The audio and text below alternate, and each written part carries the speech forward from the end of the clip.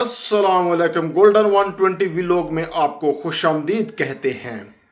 एक पाकिस्तानी भाई को सऊदी एयरपोर्ट से वापस भेज दिया गया। उसकी वजह क्या थी?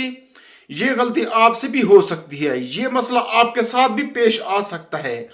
इसलिए आपके साथ बहुत अहम इंफॉर्मेशन शेयर करने जा रहा हूं। ये कहानी है एक पाकिस्तानी भाई की जो कि नया वीजे पर सफर कर रहे थे।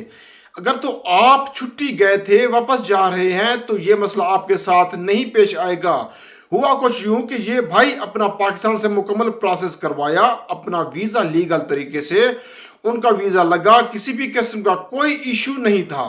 पाकिस्तान से इमिग्रेशन भी क्लियर होगी, लेकिन सऊदी एयरपोर्ट पे लैंड किया तो इमिग्रेशन वालों ने कहा जी आपका डाटा ही शो नहीं हो रहा, आपका वीजा ही नहीं हमारे पास शो हो रहा, लेकिन लिहाजा आपको एंट्री नहीं दी जा सकती।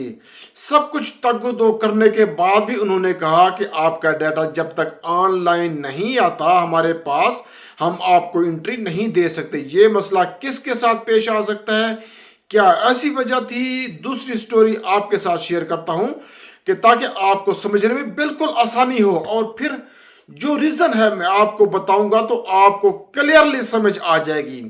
मैं आपको बताऊंगा स्टोरी एक और पाकिस्तानी भाई की है जिनका वीजा स्टैंप हुआ, वीजा उनका ऑनलाइन शो हो गया, 3 दिन के बाद वेबसाइट से उनका वीजा डाटा हट गया।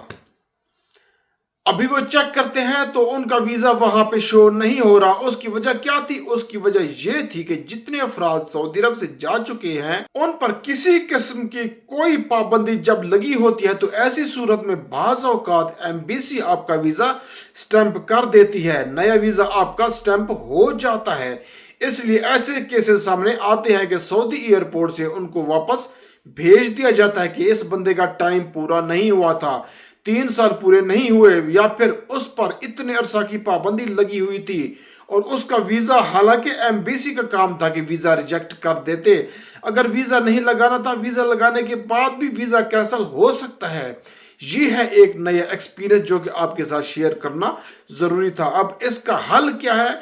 तमाम ऐसे अफराद जिन पर किसी भी किस्म की कोई पाबंदी होती है उनको पता होता है कि मैं जब सऊदी अरब से गया था, मेरा हरूब लगा था, इकामा एक्सपायर था, बाहर काम करते हुए पकड़ा गया था, मैं छुट्टी गया था, मुझे अभी 3 साल पूरे नहीं हुए हैं, कुछ भी ऐसा मसला है तो नया वीज़ा लगवाने से पहले हमेशा जवाजात से आप चेक करवा लिया करें।